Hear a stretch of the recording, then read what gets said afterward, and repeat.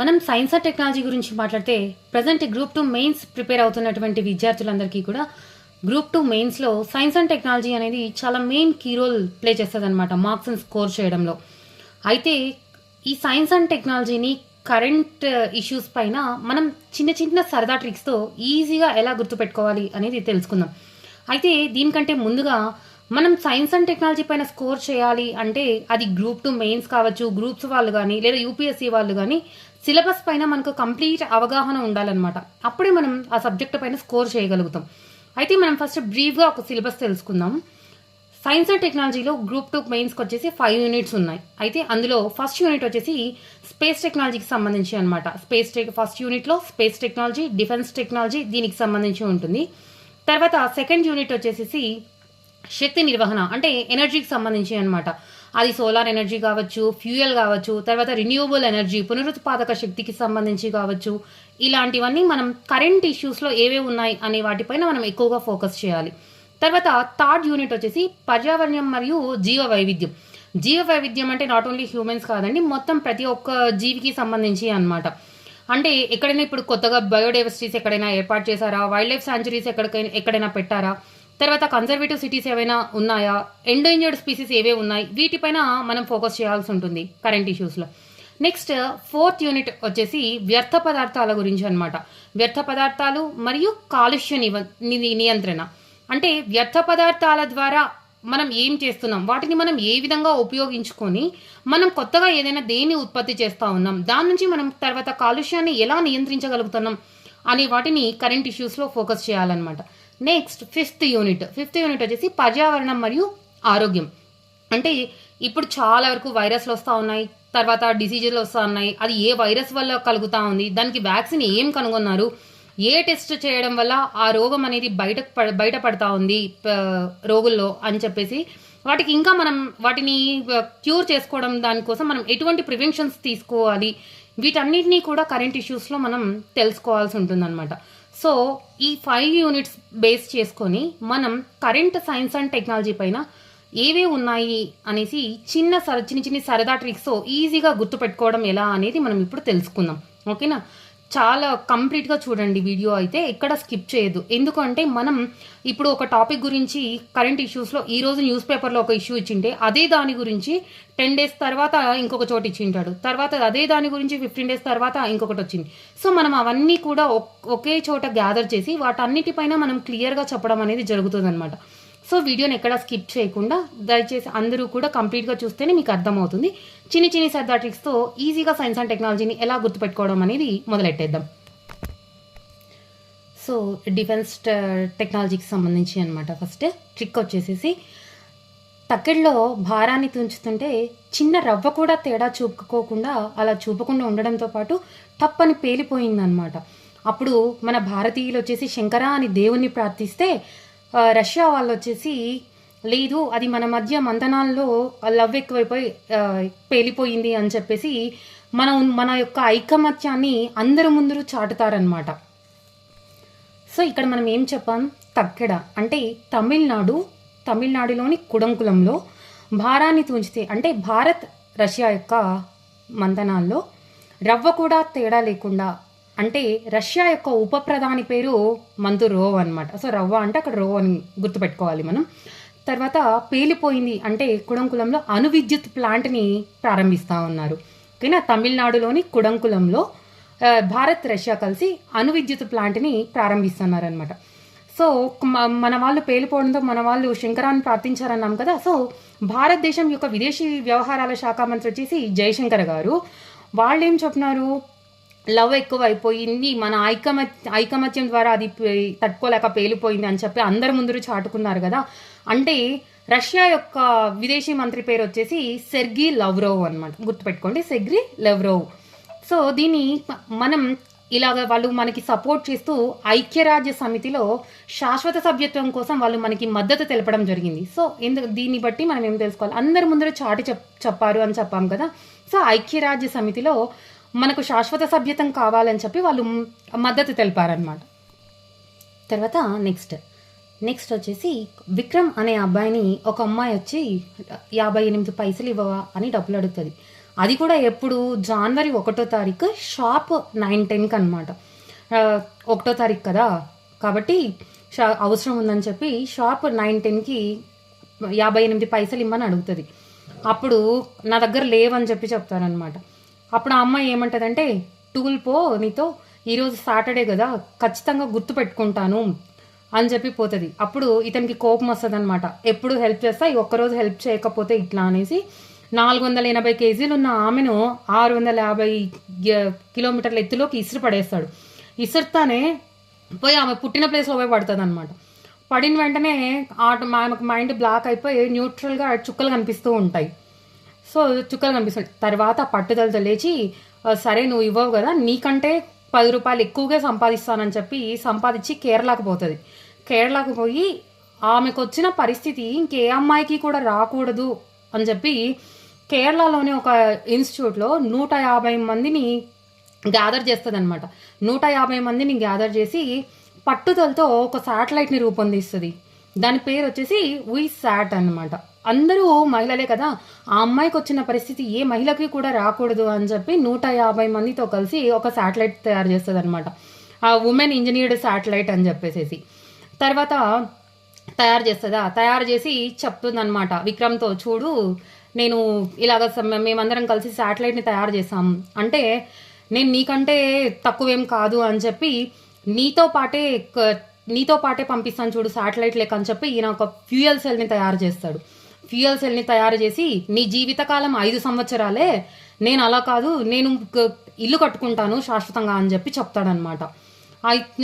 చెప్పిన తర్వాత ఈమె ఏమంటదంటే, నీతో ఏంది పో అని చెప్పి, నా జీవితకాలం ఎలాగో 5 సంవత్సరాలే కదా అని చెప్పి ఉన్నంతకాలం సంపాదించుకుందాంలే అనుకొని సరేలే అని రామ ఒక 60 పైసలు వెనకేసుకుంటే చాలని చెప్పి బెంగళూరుకి వెళ్ళేసి సంపాదన కోసం యువర్ రావుని కలుస్తుంది.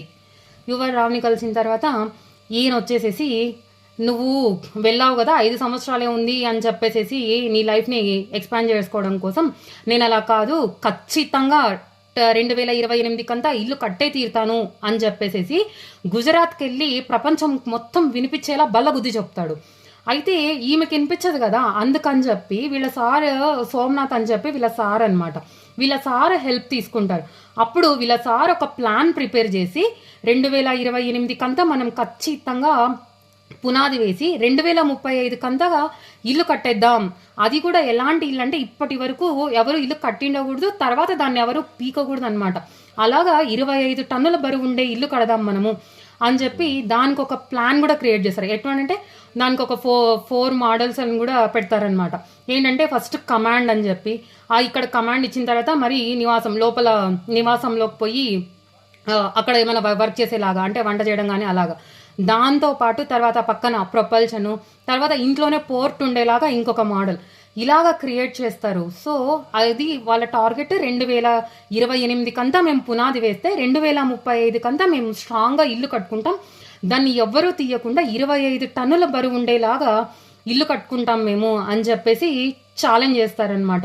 గుజరాత్లో వినపడలేదని చెప్పి వాళ్ళ సారు సోమనాథ్ గారు అందరికీ వినిపించేలాగా హర్యానాకు వెళ్ళి ఫరీదాబాద్లో ఇంటర్నేషనల్ సదస్సులో చెప్తారు ఈ విషయాలన్నీ కూడా. అర్థమైందా అండి? ఇప్పుడు సబ్జెక్ట్ లెక్క వచ్చేస్తే ఫస్ట్ విక్రమ్ అనమాట. విక్రమ్ అని చెప్పింది కదా, సో ఆ అమ్మాయిని 58 పైసలు అడుగుతుంది అని చెప్పినాం. 58 పైసలు అంటే ఇక్కడ PSLV 58 అనమాట.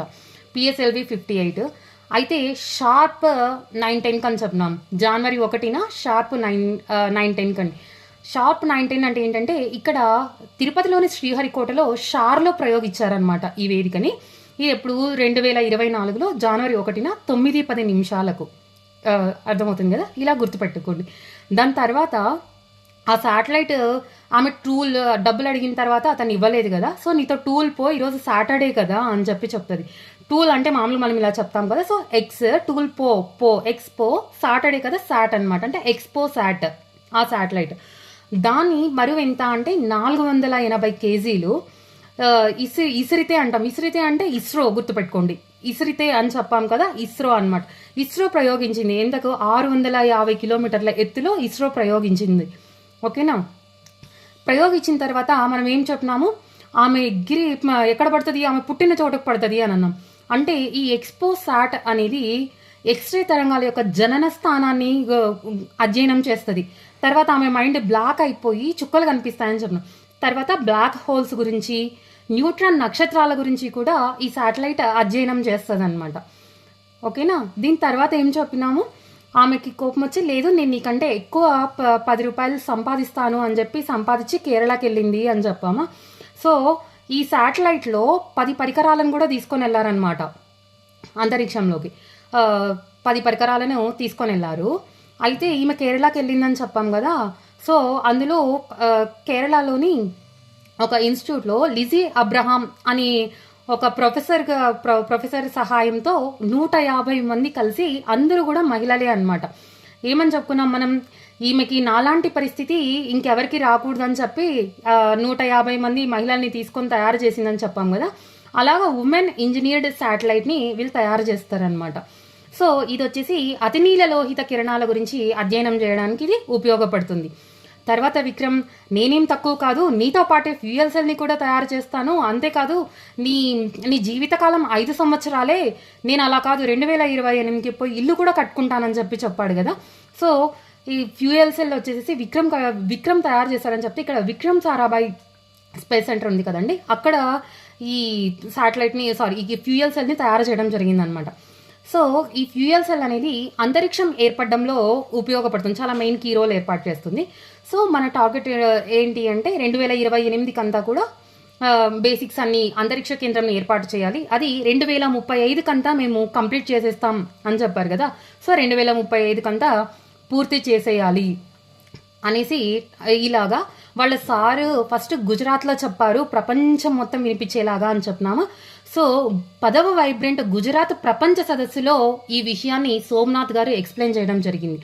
దీని తర్వాత 2035 కంతా కూడా మేము ఖచ్చితంగా అంతరిక్ష కేంద్రాన్ని ఏర్పాటు చేస్తాము. ఇల్లు అంటే ఇక్కడ అంతరిక్ష కేంద్రం అండి, వాళ్ళు నివాసం ఏర్పరచుకుంటామన్నారు కదా. సో ఇక్కడ ఇల్లు అంటే అంతరిక్ష కేంద్రం 2028కి మొదలుపెట్టి 2035 కంతా అంతరిక్ష కేంద్రాన్ని కంప్లీట్ చేసేస్తాము అని చెప్పి, తర్వాత హర్యానాలోని ఫరీదాబాద్లో ఇంటర్నేషనల్ స్పేస్ ఫెస్టివల్లో సోమనాథ్ గారు ఎక్స్ప్లెయిన్ చేస్తారు. తర్వాత అది మనం ఇల్లు కూడా ప్లాన్ చేశారు. తర్వాత 4 మోడల్స్ ఉన్నాయని చెప్పినాం కదా. మోడల్స్ కాదండి, ఇక్కడ చిన్న మాడ్యూల్స్ అని గుర్తుపెట్టుకోవాలి మనం. సో మాడ్యూల్స్లో ఏం చెప్పాము, తర్వాత ఫస్ట్ కమాండ్ అని చెప్పాము, అంటే క్రూ కమాండ్ మోడల్, తర్వాత నివాస మాడ్యూలు, తర్వాత docking port module, propulsion module, ఈ విధంగా 4 మాడ్యూల్స్ తయారు చేస్తారనమాట. తర్వాత ఈ అంతరిక్ష కేంద్రం అనేది మనం చెప్పాం ఎవరూ పీకోకుండా 25 టన్నుల బరువు ఉండాలి అని. ఈ అంతరిక్ష కేంద్రం వచ్చేసి 25 టన్నుల బరువుతో నిర్మించనున్నారు. విక్రమ్ తయారు చేసినటువంటి ఈ ఫ్యూయల్ సెల్ అంతరిక్ష కేంద్రంలో విద్యుత్ ఉత్పత్తి చేయడానికి ఉపయోగపడుతుంది. భవిష్యత్తులో అంతరిక్ష కేంద్రంలో మనం విద్యుత్ ఉత్పత్తిని ఉపయోగించుకోవడం కోసం ఇది మెయిన్ కీ రోల్ ప్లే చేస్తుంది అనమాట. తర్వాత మనం చెప్పుకున్నాం ఎక్స్పోసాట్ అనేది రామాన్ 60 పైసలు సంపాదించుకుందామని బెంగళూరుకి వెళ్ళి యువరావ్ని కలిసింది అనేసి. అంటే ఈ ఎక్స్పోసాట్ అనే దాన్ని రామన్ రీసెర్చ్ ఇన్స్టిట్యూట్ వాళ్ళు డెవలప్ చేస్తే యువరావ్ స్పేస్ సెంటర్ వాళ్ళు తయారు చేశారనమాట. ఓకేనా, ఇలా గుర్తుపెట్టుకోవాలి. తర్వాత 60 పైసలు అని చెప్పినాం కదా, అంటే ఇది పిఎస్ఎల్వి రాకెట్ ద్వారా ప్రయోగించినటువంటి 60వ మిషన్. ఏంటి, ఇవి పిఎస్ఎల్వి ద్వారా ప్రయోగించినటువంటి 60వ మిషన్ అనమాట. తర్వాత మనం ఎక్స్రే పొలారిమీటర్ అనేటువంటి ఈ శాటిలైట్ని ఇండియా ప్రయోగించడం అయితే మొదటిసారి. ఇంతకుముందే నాసా 2021లో ప్రయోగించిందనమాట. ఓకేనా. సరే, ఇంకా మిగతా విషయాలు ఏదైనా ఉంటే కూడా కామెంట్లో తెలియజేయండి. ఇది అందరికీ ఉపయోగపడుతుందని ఆశిస్తున్నాను. మీరు నేర్చుకుంటూ మీ తోటి వాళ్ళకు కూడా షేర్ చేసి సబ్స్క్రైబ్ చేసుకోమని చెప్పండి.